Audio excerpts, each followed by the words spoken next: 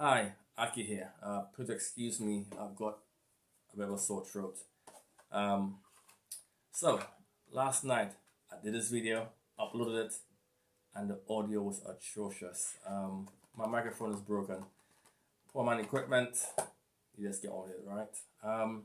So, we're coming to the end of 2022, and I was reminiscing of the two projects I've done with the BMC. Uh, Black Men Consortium, which is really based around drama therapy.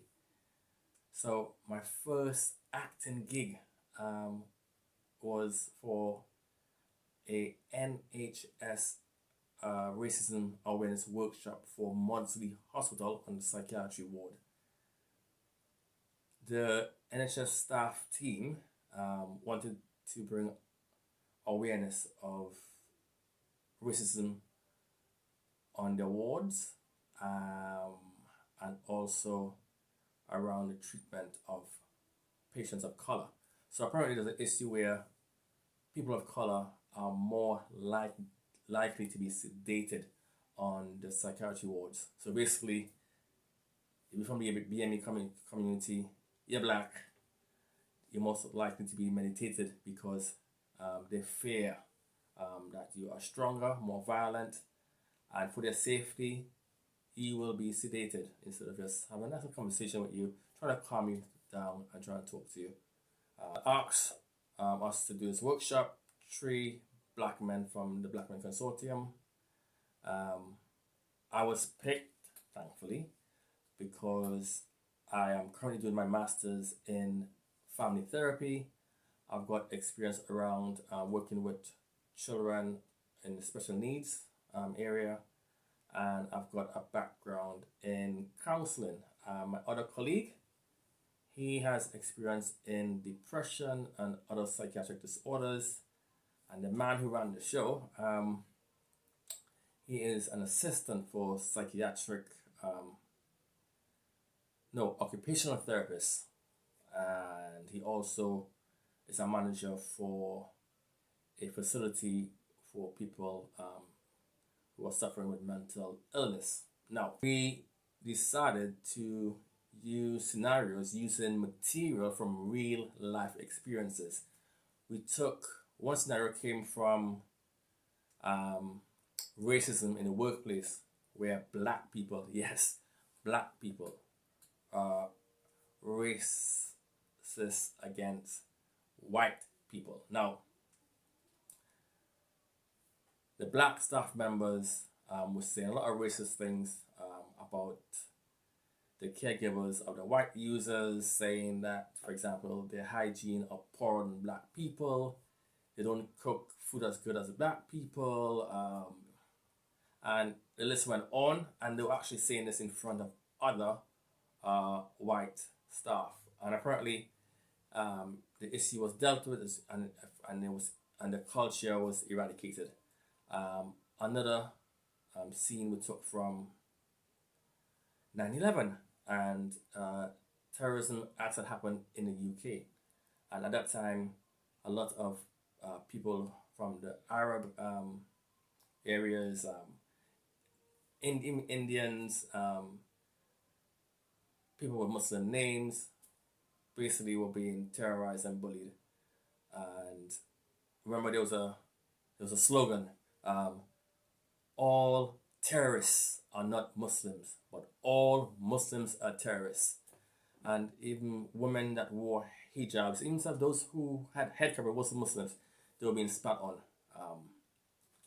And then we also took a real life case where these two therapists or assessors went to visit a patient at her home, an African woman. And as they sat in the living room and they're watching her go into the kitchen, she was turning a raw chicken over an open flame on the stove. And they thought she's definitely not mentally stable. And she was sectioned for trying to cook a raw chicken over an open flame. Now, I think she spent a day in the facility. But while they were writing out the report, apparently an African nurse walked into the room and overheard them and told them that basically they made a mistake. They should have asked her what she was doing because it's actually an African custom. She wasn't cooking the chicken, she was actually singeing the feathers off the chicken. Um, I mean, I grew up in West Indies. My mom did it. I watched my grandmother did it. And basically, when you buy chicken in the market, they come with feathers at times. Feathers left over, and you put it over open flame and you singe it. But they thought she was trying to cook a chicken over an open flame and eat it and get some salmonella apparently. But anyway, so the cohort of the students that the workshop was aimed for was mostly middle class, or maybe all middle class, majority of females. But what surprised me was there was a lot of people there of color. But mostly when I walk into a room, they are mostly white, middle class, females. So it was really good to see people of color there. But also there were 2 African people there, students. And what we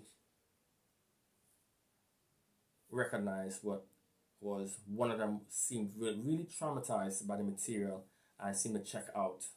The other one, she tried to interact with the workshop, but at times she would zone out, and I think she also was triggered. And black people are traumatized when racism comes back up from their own history of dealing with racism.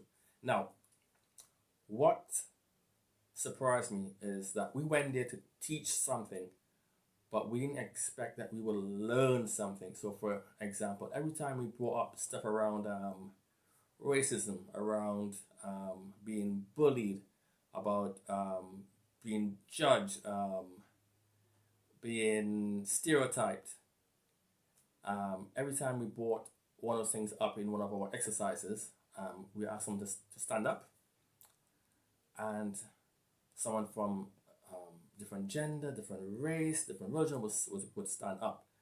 But each time we would ask a question around these areas, every single time, a student from the LGBTQ community will stand up. And that opened my eyes, and I realized that racism and people from the LGBT community have a lot in common, and that day I empathize a lot more with the struggles of the LGBT community.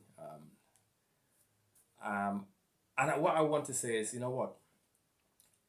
gotta say thank you and big up the NHS team for putting on these workshops, for willing to tackle the racism on the psychiatry ward, and hopefully it will spread and these workshops will go further into the NHS and hopefully in the future eradicate racism in the NHS. Now, if you have not subscribed to this channel and you're watching this, please subscribe. It will help this go further.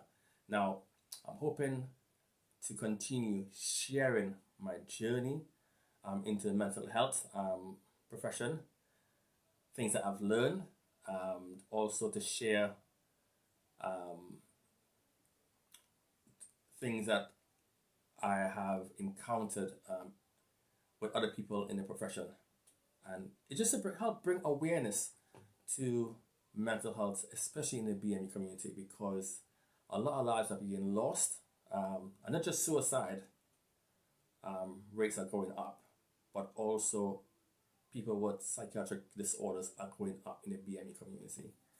And we're hoping that we can change that. So if you're serious about mental health and would like to see a change, please subscribe to the channel and help this go further. If you don't care about the BME community, go and watch some cats videos, some cute dog videos, and forget about us. we're not important to you.